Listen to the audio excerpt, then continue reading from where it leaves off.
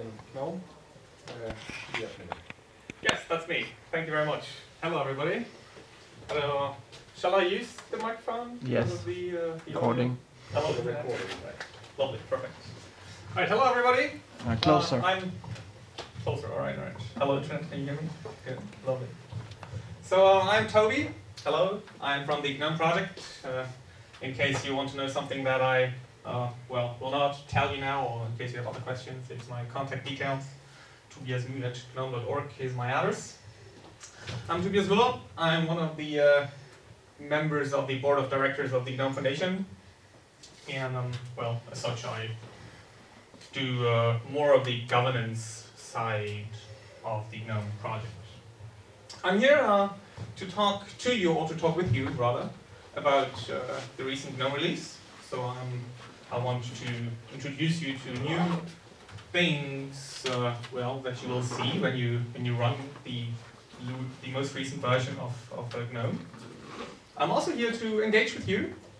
So if you have anything to share, if you want to know anything, then now would be a good time to start a discussion. So in case you have any question or have any thought you would like to share, don't hesitate to make yourself heard. If I don't, see you right away, or if you feel I'm neglecting you, that's probably not because I don't like you, it's probably because I just don't see you. So just make yourself heard. And also in case I'm talking too quickly, or I'm not very audible, might very well be my native language is not English. So in case there's something unclear, just make yourself heard. So this session is about GNOME, and I'll show you what general thoughts are behind GNOME, the GNOME project, the GNOME software that we release. Also what we think we have changed for the better, how we think that people should use or how people should use their computer, like in what way they should interact with the computer. And what we think we need to do in the future in order to get a better computer experience for the user. So let me start by asking, what is GNOME? Right? It's a valid question to ask. So let me ask you, what do you think is GNOME? Does anybody have an idea of what GNOME actually is, what it entails? Any ideas in the audience? Who has ever heard of GNOME? Well, a couple of people. So what do you think GNOME is? A collection of software. A collection of software, very correct. Other ideas as to what GNOME is? Other than a collection of software?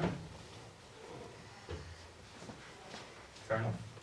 User interface. A user interface, correct. Hopefully a cohesive and comprehensive user interface at that. Easy to comprehend, hopefully. Any other ideas? Not yet, fair enough. GNOME itself is a free software project. We do software, as free software projects do, but we also do other things, like, the GNOME Outreach Program for Women, as the name contains, is hosted by GNOME, or, has its roots in the GNOME project. We also do, the governance for other projects, like Pulse Audio. We have under our umbrella for example, Summer of Code. We have PTV. We organize things for PTV, the video editor. And we are a free software community that does translations, not only for GNOME, but also for other projects. We have Bugzilla. We run infrastructure for other projects, not only GNOME. And we help the free software world in bringing free software to the people and enabling people to do computing in a free way. GNOME 3 has been the new desktop. It's been released in 2011. It's been efforts for GNOME 3 have been kicked off in 2008, so it's been a few years by now. And GNOME 3.0 was that first release, and we tried to embrace a new way of thinking of how to use your computer. Hopefully making it much more easy to deal with your computer. Thinking that you're not using your computer for the using's sake, but to actually get things done. We have the vision that when people sit in front of a computer, they don't do that because they like sitting in front of a monitor, but because they want to get things done and we try to enable these people to get their things done, well, as smoothly and as easily as possible. And with that vision, we have done a few releases since 2011. And now in 2014, at the end of 2014, we've released GNOME 3.14. It's been the latest release, and it's been a quite good release. It's been pretty good. It has been received quite well after the release 3.12, which was like almost 7 months ago by now, yeah. 3.12 was a very good release, and generated good press. 3.14 is similar in that it continues, well, to grow a user base and to win users back who left in the 3.0 days. And I think what makes GNOME 3 is, well, I think what people notice first about GNOME 3 is its elegant design. So we try to be, well, minimal yet functional. So elegant in the sense that it has been stripped down to the minimal set of features that users need. And we hope to provide, well, maximum space for the content that the user needs in order for the user to get their things done. So this, for example, is the web browser, which we, well, hope maximizes the space for the user to get their things done. Another thing that distinguishes GNOME from other, well, desktop projects or from the traditional desktop paradigm is the activities overview, which, well, is different from what people were used to in 2011. So this is the overview of your, well, desktop, if you want. And it lists your applications, running applications, or rather, the open window of your running applications. And this is, well, rather different from what people were used to back in the day. Another thing people will notice sooner or later is a new concept of notifications. So instead of, well, a pop-up or another thing that obstrues your view, well, to your content, you have what we hope elegant notification system that you can interact with if you want. If you don't, you can tell the system, well, to not be disturbed, and then the system will hopefully let you alone. Moreover, these notifications can be smart in the way that you can, well, do one-off actions right away. In this example, we see messaging, right? If you see someone, well, talking to you in the chat application, then you can reply right away without the need to go to your chat application and then, well, search for the contact and then, well, type your reply and press enter and all. And this will hopefully enable you to get your things done much quicker than you used to, and much smoothly, much more nicely. And there's other notifications that you can interact with, which is quite nice. From that overview that we've seen, you can search your desktop for various things, applications or contacts, or in this case, formula or expressions, mathematical expressions, which can get evaluated. So this also is what people will notice from the GNOME 3 desktop, which will hopefully enable them to get their things done much quicker than they used to. We've got many more things which we hope will enable people to get their things done very efficiently.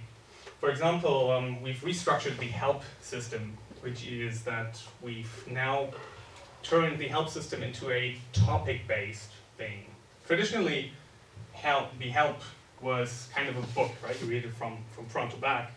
And we've tried to split it up, not only as chapters do, like chapters in the book, but more from the view of the user, asking, what could I possibly want to do? And then presenting the possible actions within the help. So the help will ask you, do you want to, I don't know, send a file to your contact? Or do you want to, I don't know, send an email, open an application?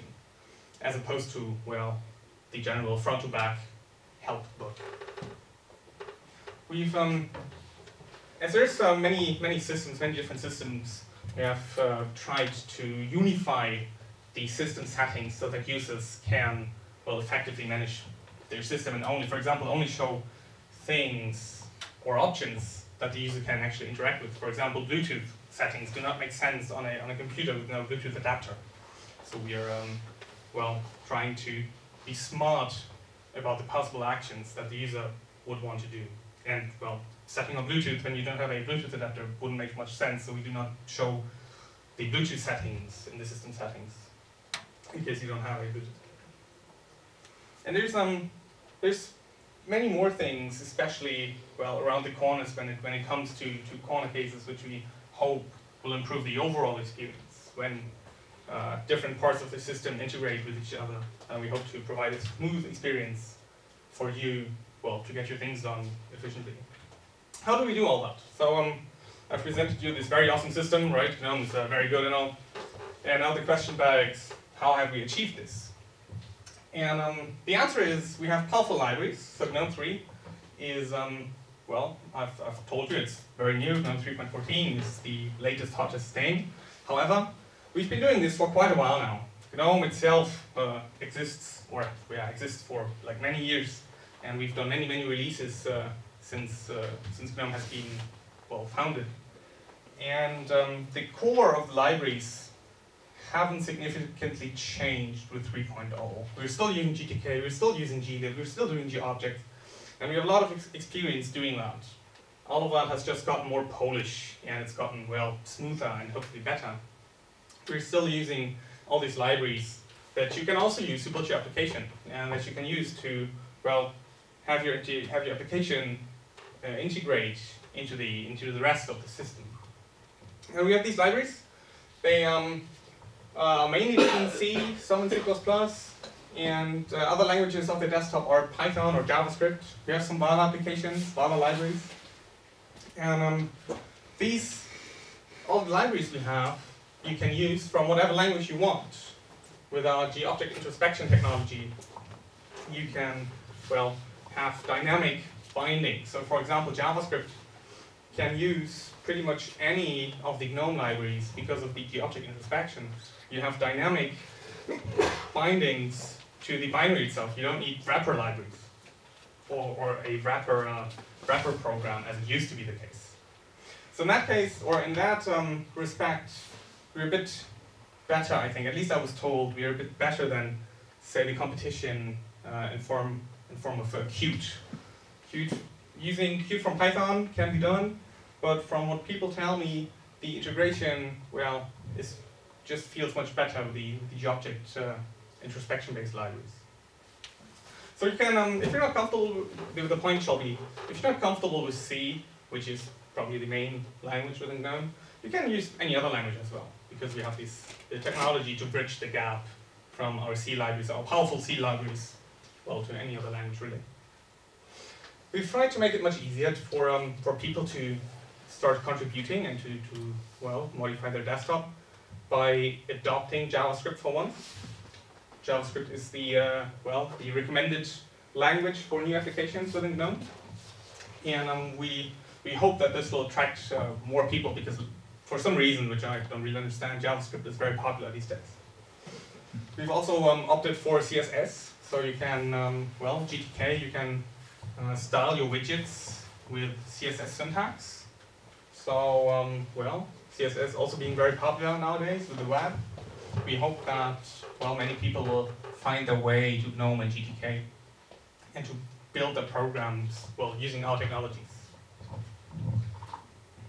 And because we're using all these new fancy things, right? We're having some animations, and we're doing some transformations and 3D operations. We used to have something what we call fallback mode, which was basically GNOME 2.x, but well, with a new style so that it looked in the GNOME 3 way. Nowadays, this is not the case anymore because technology has advanced and we can do the operations in software, like the 3D transformations. We're not doing overly fancy bling bling things, right? People tend to think when they hear, oh, we're doing 3D, that we do burning windows and wobbly widgets and all that. We're not doing that. We're not trying to be silly, we're trying to be useful. For example, the overview that you've seen, these are 3D transformations of the running windows, right? It makes perfect sense to offload these operations to some other, well, subsystem, in this case, the 3D subsystem, because then it's less work for us, it's less work for the system overall, and just, well, makes sense. These 3D operations can now be done in software with the Gallium LLVM pipe thing. I don't really understand how it works, but the point shall be you can use GNOME 3 even if you don't have 3D acceleration, because, well, it's still problematic in 2014 with the graphics driver support and all. So this is good news. So you can use the full GNOME 3 experience even if you have, well, if you don't have 3D acceleration. If you want to try it, there's websites and FTP sites, and you can get a USB pen drive image or an ISO, and there's also a virtual machine image with FreeBSD, because people, well, people are these days are a bit touchy when it comes to non-Linux support, and one of the showcases is the FreeBSD virtual machine image that you can download and run. So you can have GNOME 3. Well, if you want to try the recent GNOME 3, go to these addresses and you can download the most recent version. Then if you run GNOME 3 and you don't like what you see, which, well, it can be the case that you have the need to change things, you can try first the GNOME Tree tool. It is a Python program which exposes various settings that, well, GNOME does not exposes by itself. For example, the font. You can change the font with the Tree tool, and you cannot change the font with the regular GNOME install. It might sound silly, but well, it is considered to be kind of a feature that you need to go a little, like a small extra mile. Because, well, I know my father runs GNOME 3, or he used to run GNOME 2.x, and someday he comes to me and says he can't read anything anymore. It's just very huge letters. And I asked him, what have you done? He said, nothing, obviously.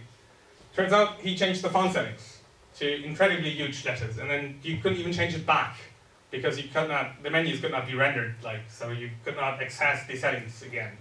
And there's many small things like this which are very destructive if abused. And we try to be smart about the font, for example.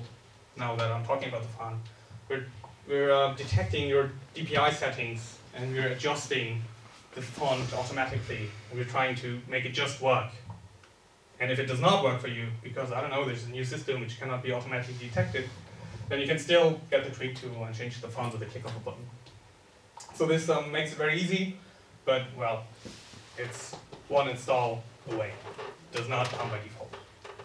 And there's some other settings as well, which you can find in the Tree tool. So if there's anything that doesn't work out of the box for you, which you think should change, which, I don't know, because you're used to something and you just want this behavior back, check out the Tree tool. If you can still find whatever you want in the Tree tool, check extensions.gnome.org. It's awesome technology. It integrates with GNOME Shell. It's a website, and you can download one of those extensions. There's, I forgot how many extensions, like thousands of extensions, probably 1,200 or maybe even more than 2,000 extensions to the GNOME Shell. And you can activate them with a click of a button. And, well, the GNOME Shell automatically goes off and fetches the extension and runs it, and that's great. That's just great. So, given the number of extensions available, it's pretty likely that, well, someone else had the problem you're facing, and that you can, well, hopefully solve with one of these extensions. A word? Yes, please. How easy is it for someone to add an extension to the extensions site?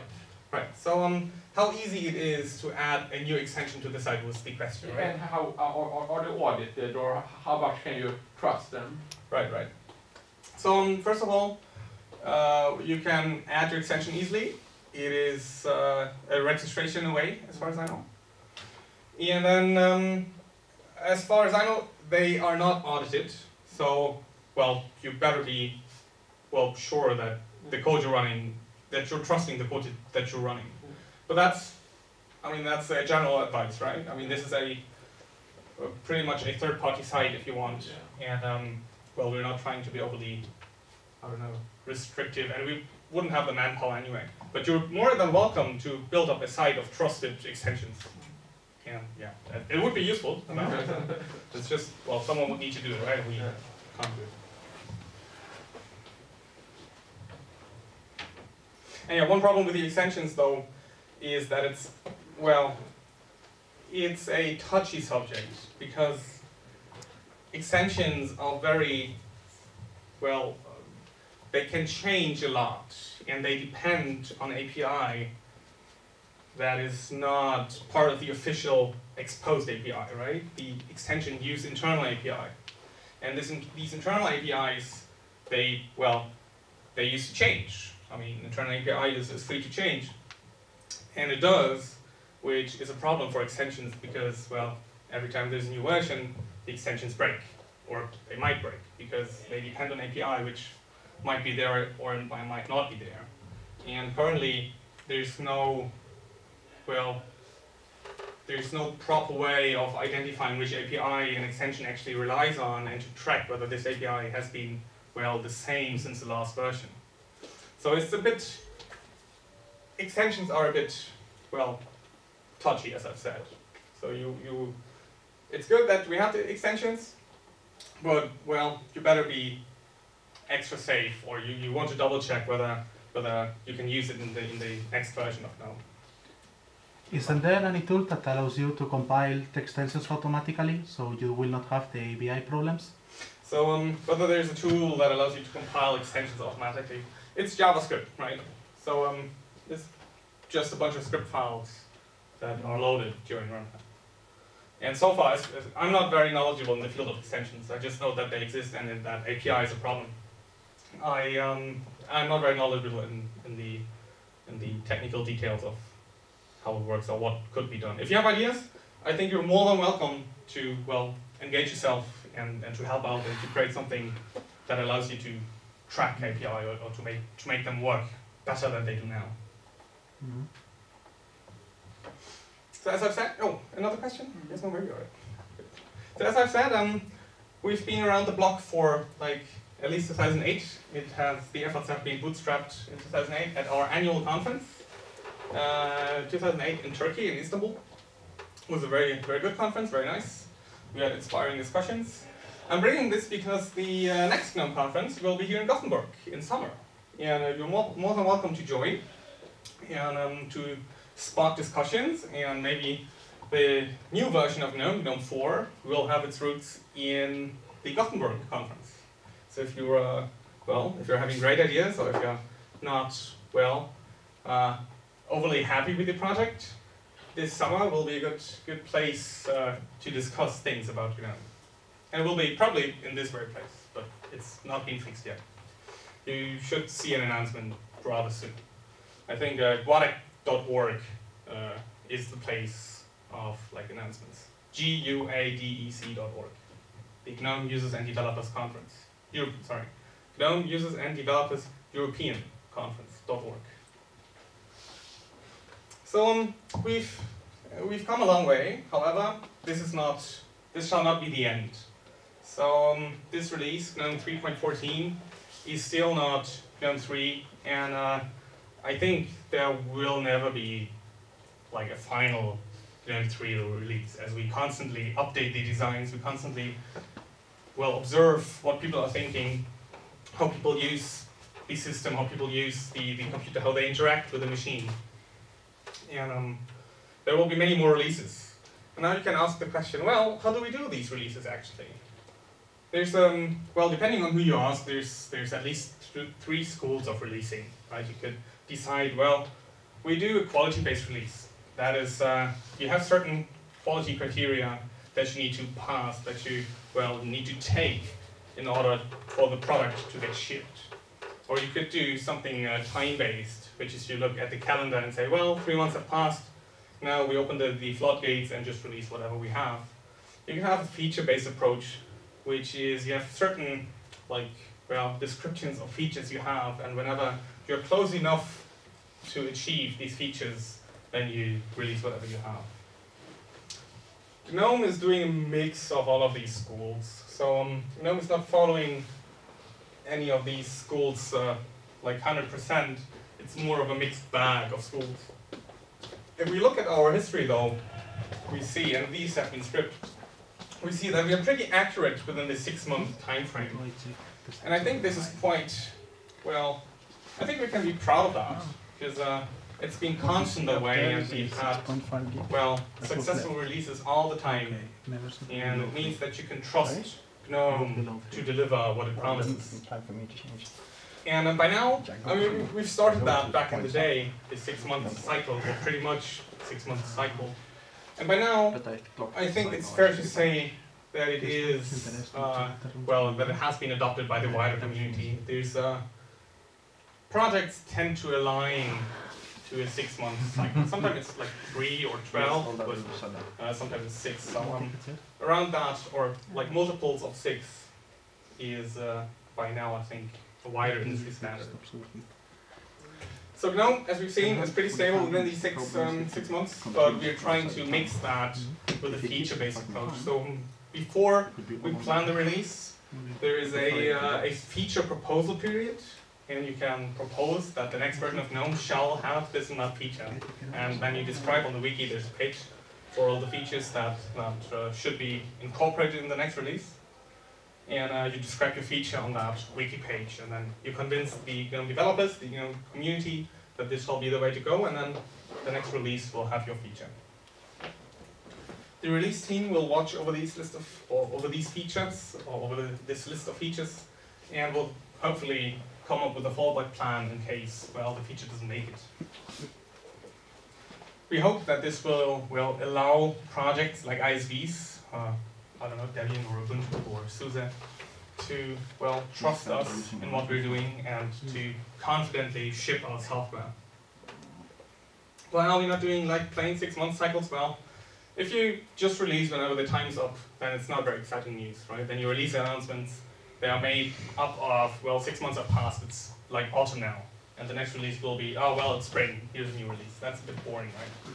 So we're trying to mix and match the release, the schools of releasing. And I think we've been pretty successful with that. And with that, we have released GNOME 3.14 at the end of September. That's been like a couple of weeks, 4 weeks or so. And as I've said, I think it's been a successful release. And we have a release video, like the second. We had one for 3.12. We now have one for 3.14. And let's have a look at that. That's how it works. Audio. All right. And thanks to the Friends of GNOME, we're proud to announce GNOME 3.14. With this release, GNOME brings in Take the right channel up. for its users and developers. Visual details are revised, and new animations have been implemented to improve the user experience. This release also brings better support. All right, I'll probably restart in a second. You can now use swipe and zoom in a multitude of GNOME apps. All right, that sounds better. Thanks to the hard work of our contributors, and thanks to the Friends of GNOME, we're proud to announce GNOME 3.14. With this release, GNOME brings an improved desktop for its users and developers. The visual details in GNOME have been revised, and new animations have been implemented to improve your user experience. This release also brings better support for multi-touch. You can now use swipe and zoom in a multitude of GNOME apps. GNOME Shell also has new gestures. For example, when switching workspaces and opening the activities overview. With help from GNOME's community and from this year's internship participants, a lot of the GNOME apps have received updates. Software now supports app add-ons, Maps gain navigation routing, Photos can import your photos from Google, and Weather's interface was redesigned. Furthermore, Clocks and Calculator have new search providers, so you can check the time and calculate live in the search field. Sudoku and Mines were redesigned for a better gameplay experience, and a new game, named Hitori, is now a part of GNOME Games. With GNOME 3.14, developers can look forward to a better development environment. GTK has begun an ongoing effort to improve the developer experience. Release ships with GTK Inspector, an interactive debugger made to improve your debugging workflow. GTK also comes with more documentation, including a brand new set of human interface guidelines. Apart from the news for GTK, this release brings more stability to the GNOME compositor in Wayland. Furthermore, glib has gained new features, like Unicode 7 compliance, and support with the new MIME apps spec. Many distributions will ship GNOME 3.14 in the future. If you can't wait, try out our demo image in the description, or come join us in making our next GNOME release even better. We look forward to getting you started.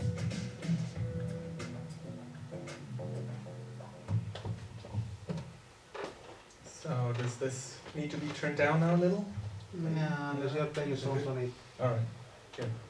So this video, by the way, has been produced by Bastian also. He's down at the booth. A really great guy, very talented, very gifted. He also produced the last releases video, and well, I'm very glad that we have him in our community. If you like this video, then say thanks to him, like downstairs. GNOME 14 has been made possible by a bunch of people, 871, exactly 871, and we had roughly 30,000 change sets for this release. So it's major work, not as big as the last release, but still with an important set of features. For example, multi-touch becoming more and more popular. Now the stack supports gestures, and you can control the desktops and the apps with multi-touch. And you could also, more importantly, you can use multi-touch for your own applications, right? If you want to provide multi-touch for your application, you can use the GTK libraries and have that support. You have new smoother animations, as we could see in the video. There's many more, which hopefully make it easier and more pleasant, to use your desktop. And we're trying to be, on par with other platforms regarding online services integration. And from what people say, so I'm telling you that this GNOME release is great, right? And it's no wonder that I say that because, I'm a representative from GNOME, but it's also that other people and the press thinks that this release has been a good release, and there's some voices here. It's not all of them. I mean, a slide is only so limited in size, and these are some voices, some feedback of the current GNOME release. So we have features which others do not have, and I think GNOME is on the leading edge when it comes to a usable computer system, to a usable desktop. And this is also what other people think. So I'm very glad for this release, and I'm very happy about the feedback that we got. And these are some of the features that we have that we've seen very briefly in the video. This is GNOME Maps. So OpenStreetMaps, the freely licensed maps, for use or are used in this GNOME software product. This is GNOME Maps. Now you can do the routing from within the application. It uses also a free routing service. I forgot its name, but it's a free service, so you're not connecting to Google in this case, and it's very good. It's a free service. Is it still a third party over the network service? Yes, it is. I mean, you do not do this locally. This is, Yes, you do. Well, then, it's a tough problem, right? And There are multiple apps that do this. right. I invite you to patch GNOME apps to do this locally. It'd be a good contribution. But it's not, still, it's not Google Maps, right? It's still the beta. It's I forgot its name, as I've said, but it's a free, I think it's also a Scandinavian service who offers that. This is GNOME Photos. This, in case, or in turn, connects to Google if you want to. So you can integrate with your Google if you do have the Google. We have this new Hitori game, which I haven't understood yet, but it looks promising. and there's new weather, in case you were interested what it is, what it looks like outside, and you don't have a window in your room. You can use this one. Is the weather better in GNOME 3.14? I don't know, you can write a patch maybe. And well, it has been cut off in the video, I don't know why. You can search for places from within the shell, hopefully making it easier for you to locate the weather whenever you need to in a random city. And you can also, what the video wanted to show is that you type in a formula in the shell, and it would, well, calculate the formula and to show you the result. And it has been cut off in the video. I'm sorry about that. Well, anyway, you can search for cities from within the shell, and you will get the weather within, like, inline without any external application, making it again easier for you to use your computer. If you just want to start a program, can you switch off all these fancy formulas and searches and stuff and have a simple start program menu? Well, it's exactly that, right? So you can search for your application and press enter, and then search your application. If you have an application that's named 4+4, then you might get as well the result of the calculation. But so far we haven't seen any application that's called 4+4 or 4+ anything else. You may very well write one. Don't you need to have an equal? Maybe, yeah. But I'm sure you can come up with a name of an application that interferes with the results of the calculation. But anyway, your question is good. And yes, you can disable certain search providers, as they are called. There's a list in the settings, and you can, well, turn off several of these search providers. And it comes by default. How integrated is it with another operating systems? How integrated is it? I don't think there's that much integration to be done. I mean, the other, well, similar shell that I know, desktop shell, is Unity, and I'm pretty sure they have a separate system. And I'm not aware of any other, well, of a similar desktop project that needs this type of functionality. I think Aruna is starting to adopt most of that kind of functionality too. Aruna? Yeah, the KDE one.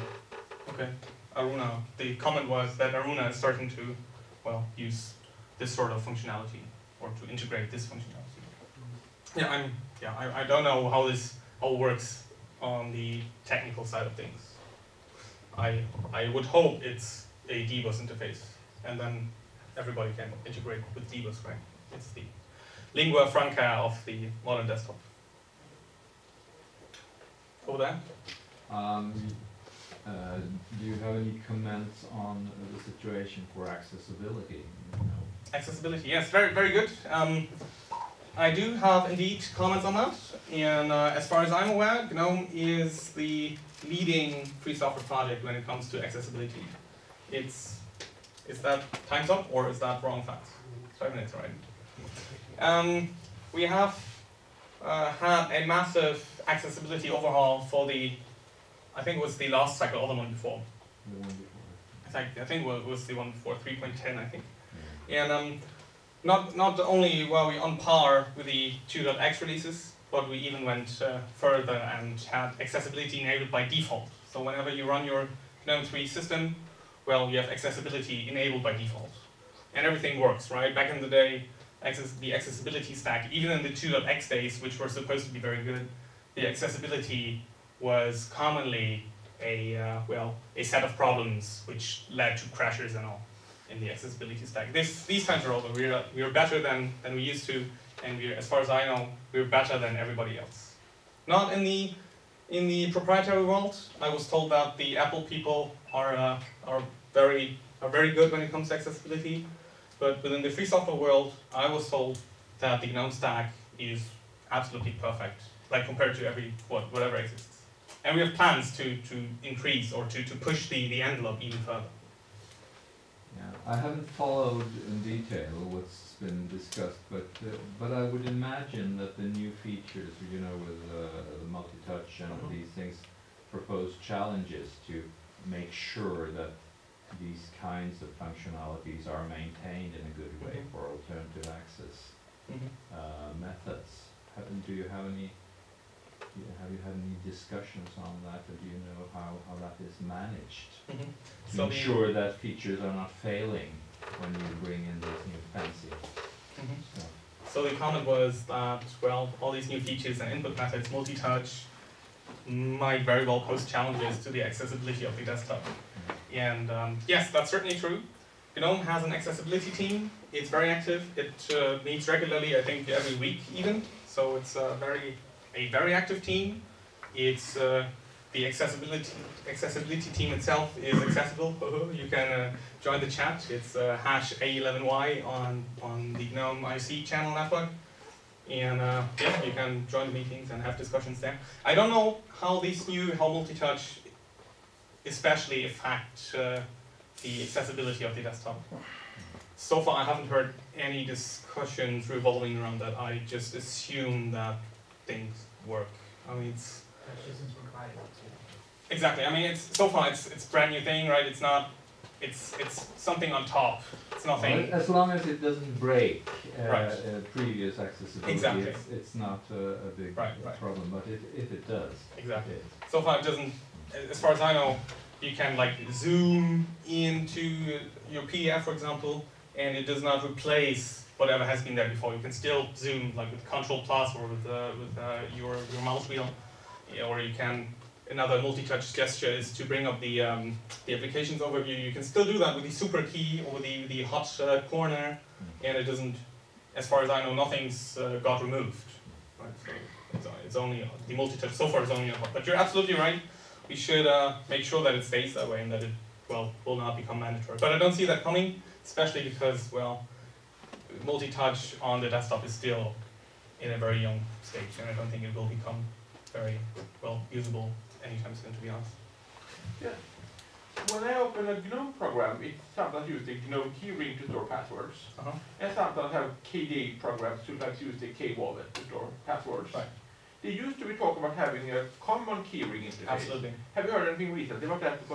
Right. So the comment was about the GNOME keyring and K-wallet and their integration. Basically, I showed you the question, right? That's the gist of it. And yes, there has been a secret service API, a DBus API. It's been reasonably specified even. You can go to freedesktop.org/ and then whatever the prefix is /secretservice.html, whatever it is. And there you see the DBus API. As far as I know, the GNOME keyring implements that API. As far as I also know, the KDE people do not. Okay.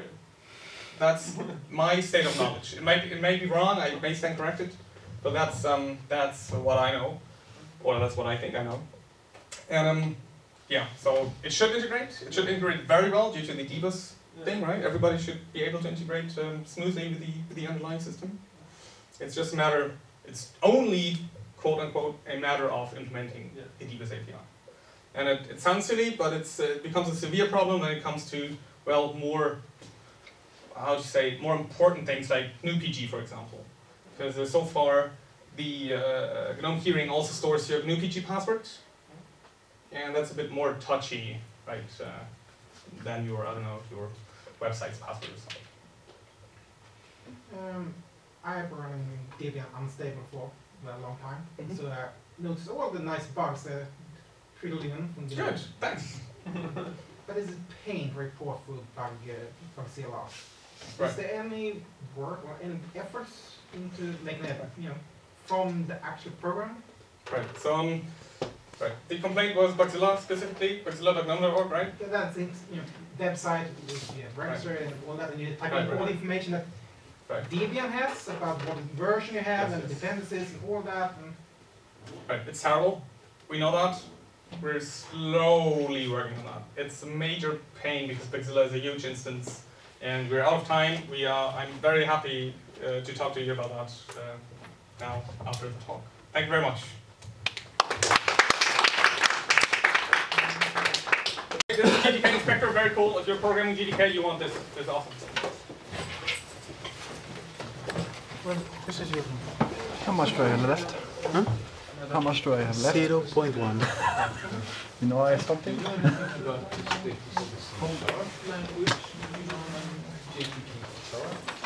Basta un cartera non It's a 6 minutes. All my 6 minutes are formatted to handle the half an hour bug. Okay. So they patch, so they, after half an hour they just continue. So that's why I bought these.